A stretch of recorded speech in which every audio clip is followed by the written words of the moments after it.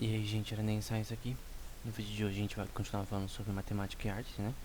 A nossa série misturando as duas coisas, que embora sejam extremamente distintas, né? Uma é da área de humanas, outra de exatas.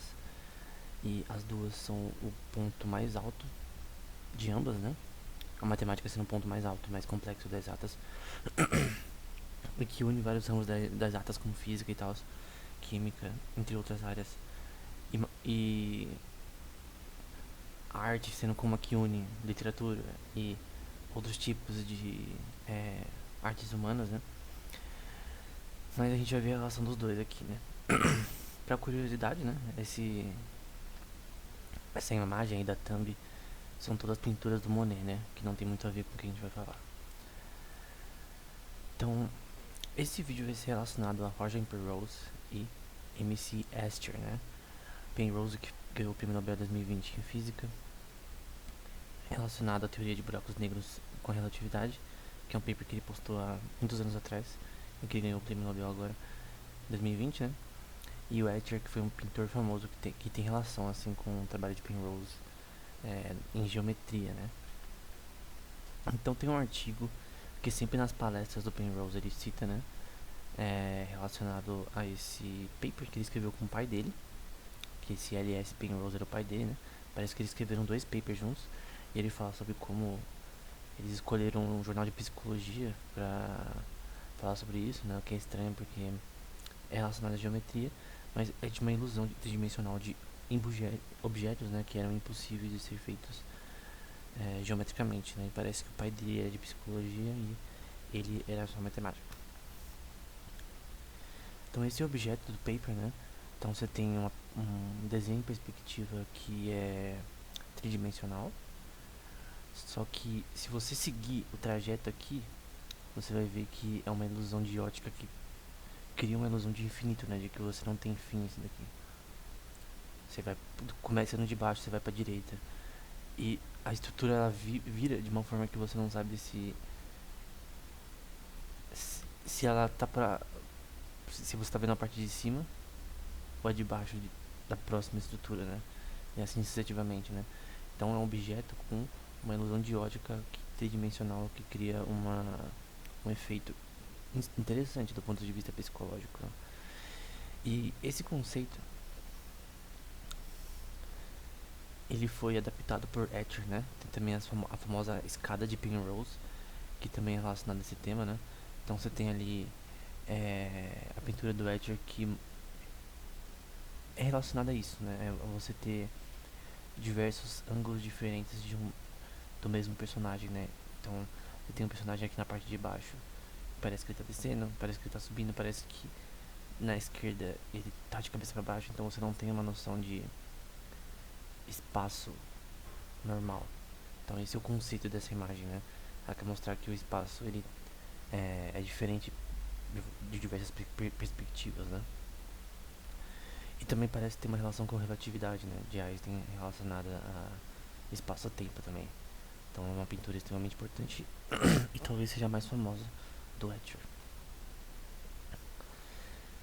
Essa também é do Escher, também com a ilusão de uma perspectiva grotesca. Nesse caso de uma cidade, né? Parece uma pintura que mostra um olho de peixe da vida de uma câmera. Só que um cara olhando por um quadro, só que o quadro ele salta pra realidade, parece que o que o cara tá olhando no quadro salta pra vida real. É uma ilusão de ótica extremamente interessante. Tem o cara na direita, que tem um cara pensativo ali. Então é como se fosse um corredor que se distorce. Uma pintura que se distorce pra realidade, né? Então tem a parte de baixo que é a realidade distorcida e a parte de cima que é a pintura virando realidade, né? Pelo menos essa é a minha interpretação. Aqui também é o mesmo conceito, né? Um cara descendo uma escada e quando ele desce, no fim, a gente tem essas estruturas abstratas, né? Que também são a forma desse homem ou menino que tá ali, né? E parece que ele tá caindo e quanto mais você sobe nessas estruturas abstratas, mais você tem algo mais abstrato ainda até virar um cubo. E esse é o jogo que essa imagem quer fazer também. Essa também é uma casa das escadas, né? Também relacionada à escada de Penrose. Assim, isso daqui tem muito também naquele conceito do Harry Potter da vida, né? Embora Harry Potter não existia na época, de você ter uma estrutura de escadas é, que não são normais, né? De que você tem um. Não é tão distorcido quanto a primeira que a gente viu, mas também é o mesmo conceito. Outro conceito de geometria que ele explorava, além de objetos impossíveis, né? Tendo assim uma inspiração em Penrose, é o geometria hiperbólica, né? Que você tem um sistema com uma esfera e que você tem uma parte que a gente pode definir como um pentágono aqui no meio, e isso vai se expandindo infinitamente ao redor dessa esfera, né? Então, se a gente fosse usar um exemplo de equações diferenciais, né? De cálculo, imagina que quanto mais você chega na borda dessa figura, mais o, as, a curva dessas imagens, né? Da espiral dessas imagens chega perto do infinito. Então, ao longo da curva, né? Então, nesse sentido, o objetivo é mostrar que a curvatura num círculo hiperbólico é infinita, em teoria, né? Então, esse é o conceito que essa imagem explora e talvez seja uma das mais conhecidas também do Etcher. Então, também é a mesma coisa, também dele é o círculo limitado 3, né? Tem vários tipos desse daqui, né? E até recentes, que não são do Etcher, né? Então, eu peguei de um paper aqui que é relacionado à geometria hiperbólica, né? E tem essa imagem mostrando uma elipse, né? Uma esfera, aí uma hipérbole, transformações geométricas nesses sistemas e uma parábola, né? Uma estrutura elíptica, hiperbólica e parábola, né? Então a elíptica é do meio, então você tem mais essa noção de algo se expandindo de um ponto inicial, diferente da parabólica e da elíptica, né? Por isso essa questão de você ter algo que fica infinito quanto mais você vai para as arestas do círculo, né? E lembra um pouco Moir Farman, que é um artista de esculturas iraniano, né? Que também tem esse conceito aí de você criar estruturas tridimensionais, nesse caso, que parecem ter esse mesmo conceito de infinito do Etcher, de tentar representar algo que não termina, que não tem fim. Então, nessas estruturas, por exemplo, a gente tem algo que esse conjunto de reflexões dos espelhos que parece algo que não tem fim, de certa forma, quando você olha de dentro para fora, de fora para dentro, né? E também nesse ainda mais esse conceito de padrões infinitos, né? Aqui não é hiperbólico, talvez, mas a questão é que é o mesmo conceito do Etcher de infinito, que também quer dizer essa mesma coisa. Outra pintura também do Etcher é relacionada a essa Jocelyn Guedel, que também é o mesmo conceito de relatividade, né? Que tempo e espaço são diferentes dependendo da perspectiva. E perspectiva é um tema bem difícil em arte, né? Pra você aprender no começo. E que você tem que seguir, senão sua pintura fica. Seu desenho fica desproporcional também. Até em desenho de personagens você tem que seguir conceitos de perspectiva para você criar 3 dimensões. Só que nesse caso ele brinca com perspectiva, que você não sabe. Se você olha pra baixo, você não sabe se tá olhando pra cima ou pra baixo ou pro lado.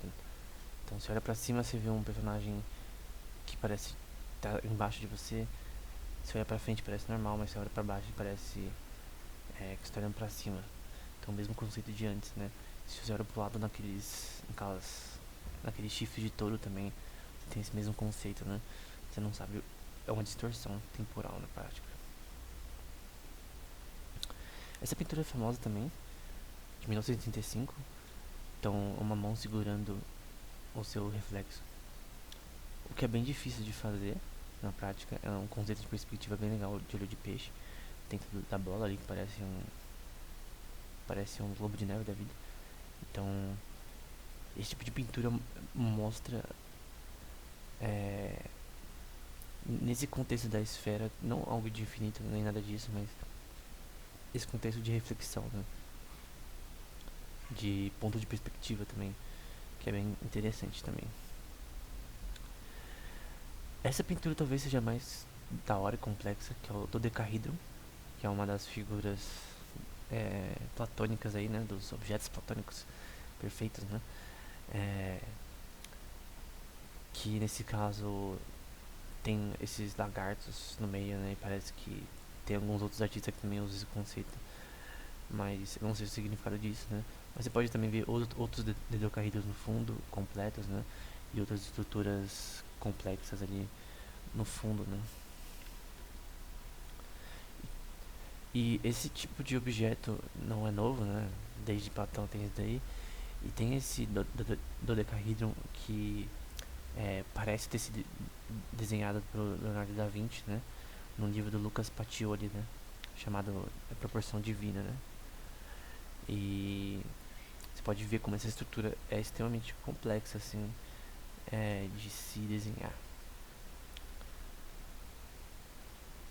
E você tem aqui um exemplo de hoje em dia, né? Tipo, mais estilo pop art. Fica até mais da hora. Mas lembrando que esse conceito é do Etcher, enfim, né? Então esse conceito de você ter um, um objeto. Platão acreditava que esses objetos eles poderiam explicar a estrutura do universo, né? Obviamente ele estava errado. A natureza do universo é um pouquinho mais hiperbólica, não tem nada a ver com o dodecahedro e contra outros objetos platônicos, né? Mas com certeza é uma pintura que tem a ver com a história da matemática em si. A história é um objeto que na geometria é bem importante e é bem legal ver ele representado numa pintura, né? Então, no geral, Edge focava em mostrar o infinito, distorção temporal e espacial. Você não sabe o que é pra baixo, o que é pra cima, o que é lado. Não sabe o que é tempo e espaço na imagem. Pinturas geométricas impossíveis e geometria hiperbólica, né? São os conceitos que Etcher falava sobre, né? Das suas pinturas, né? Então era isso. Espero que o vídeo tenha sido útil. A gente vai fazer mais vídeos sobre matemática e arte, né? No próximo vai ser um autor mais novo, né? Um autor dessa década, que ele investe no mercado de ações e faz pinturas, né? E são pinturas bem modernas e bem legais também. Lembrando que a gente não vai trazer nenhuma pintura abstrata que não tem sentido. Tudo aqui são pinturas que realmente têm um significado e tem uma coesão que faz sentido, né? Não adianta uma pintura ela não ter significado. Ser só tipo lixo num quadro. Todas aqui elas tinham significado e nesse contexto na matemática. Então é isso. Espero que esse vídeo tenha sido útil. Até o próximo.